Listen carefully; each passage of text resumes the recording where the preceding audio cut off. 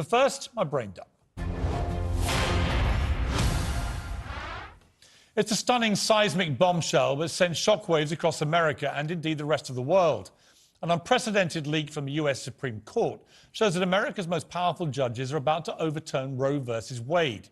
That's the landmark law which has effectively legalized abortion in the United States for the past 50 years. It's easy to forget when you live in a country where abortion is legal and a long accepted part of society that in America this remains a highly charged emotional debate that divides people like almost nothing else. Protesters from both sides immediately descended on the court. I say choose! You say women! Choose! Women! Choose! Women! We will not go back! We will not go back!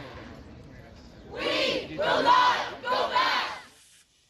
If Roe versus Wade is overturned, then individual states in America will be free to set the rules. And almost half of those states are expected to move swiftly to ban abortion if they can. Already, abortion laws in the United States are a complete mess. Pro-life states have for years made it as difficult as possible to get an abortion without themselves breaking the law. A woman who chooses to have an abortion in Missouri, for example, a state with a population of 6 million people, only has one clinic to go to. She'll have to wait 72 hours before signing consent and having the procedure. The doctor is then compelled by law to warn her that life begins at conception. But literally just a few miles away in Illinois, the neighbouring state, the same woman can choose from dozens of clinics and have the procedure done on the same day. So you end up with this wretched, confusing patchwork of rules and so-called abortion refugees travelling across state lines, at least those women who can afford to do that. Undoing Roe versus Wade will most definitely directly harm the poorest women in US society who want an abortion. Now, I'm not an American, so I have no vote or say over what laws Americans have. But I'm entitled to my opinion, and I believe women should be free to choose what they do with their bodies, just as we men are. More importantly, the majority of Americans agree with me and support Roe versus Wade. Almost two-thirds of them, in fact, just 27%, say it should be scrapped. I'm pro-voice on pro-choice. It seems to me a dangerous moment for American democracy when the Supreme Court goes against the will of the majority of its people on a matter of such personal freedom.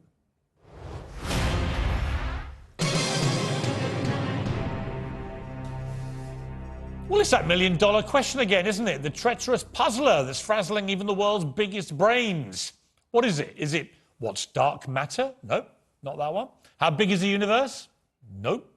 When did life start? Not even that one. It's this. What is a woman? Yes, really.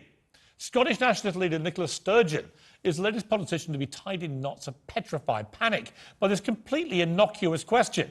Asked by the Times to define a woman, she said, I'm not going to.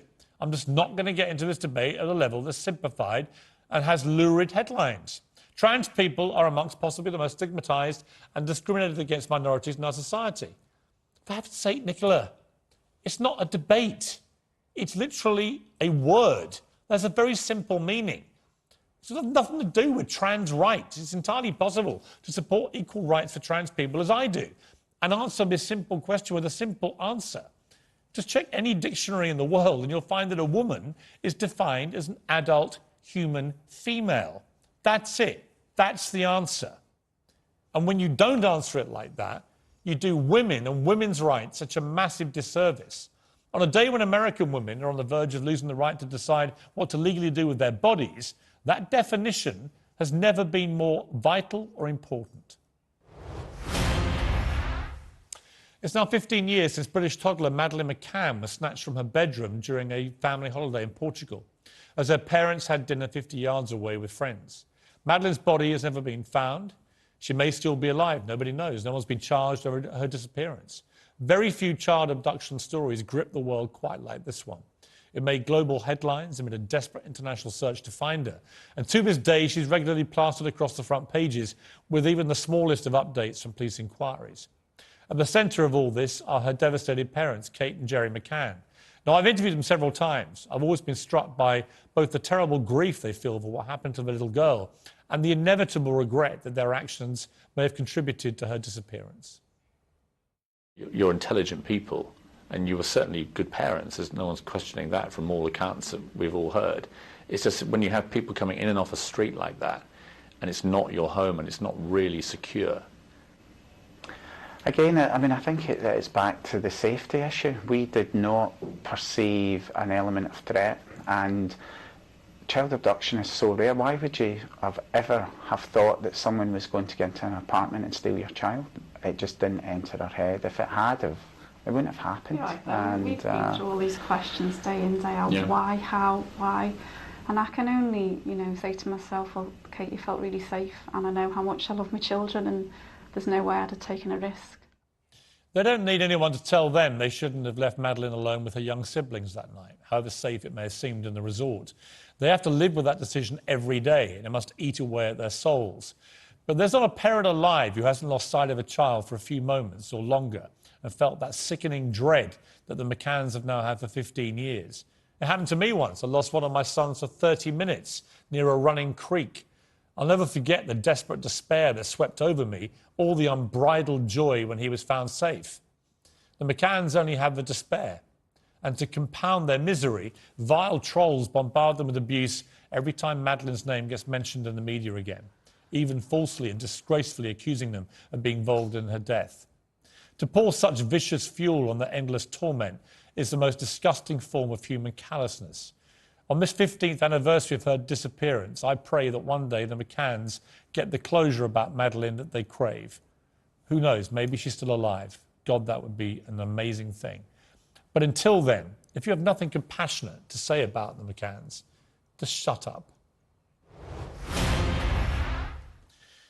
As war rages in Europe, a deadly pandemic continues to wreak havoc, and ruinous inflation leaves families living in fear of being able to pay their next bill. Well, what better time for an elitist ball and a pouting procession of our most pampered prima donna celebrities? The annual Met Gala in New York last night featured a gilded glamour dress code, apparently paying homage with no sense of irony to America's era of economic ascent. This as lines for food banks are through the roof. You couldn't make it up. This might just have been the most tone-deaf, self-indulgent, narcissistic orgy of vainglorious nonsense in recent celebrity history. Stars bedecked in garish and, in many cases, absolutely hideous gowns, costing tens of thousands of dollars, parading the red carpet, apparently utterly oblivious to the suffering going on in the world outside them. The Met Gala used to be about the biggest and most talented stars of entertainment. Beyoncé, Lady Gaga, Rihanna, strutting down that carpet. This year was a who's who of who cares. Let's take a look at some of them. Here's Emily Ratajkowski, the model. Only shocking because it's the first time I've seen her in clothes for about 3 years. Brooklyn Beckham. What's he doing there? His only claim to fame is his dad used to kick a football around. Hillary Clinton. She was described by Variety magazine as looking regal. Regal? The only regal thing about what she was wearing is it closely resembles the curtains I saw at Buckingham Palace when I went to meet the Queen. As for Kylie Jenner, apparently 8 people had to get her into this meringue wedding dress. And why was she wearing a wedding dress? But the single most irritating moment of the night came from, well, appropriately, the single most irritating person. Kylie's big sister, billionaire irritant Kim Kardashian, who turned up wearing Marilyn Monroe's iconic nude-coloured Happy Birthday, Mr. President dress, the one that Marilyn wore when she sang to JFK. It has 6,000 hand-sewn crystals woven into it and was sold a few years ago for $5 million at auction. Kim might as well have pulled a Marie Antoinette when she was at it and had the words, "Let them eat cake," etched into her surgically enhanced backside. Miss Kardashian said she had to lose 16 pounds in 3 weeks to squeeze into the dress, and she is forever grateful for the moment. I'm also forever grateful that I wasn't there to risk my spleen spontaneously erupting over this disgusting desecration of one of the most famous and classiest items of clothing in Hollywood history. Poor Marilyn must be turning in her grave. And speaking of graves, and on a more serious point, what a slap in the face this all was to those who've lost loved ones to COVID, bombs and poverty this year.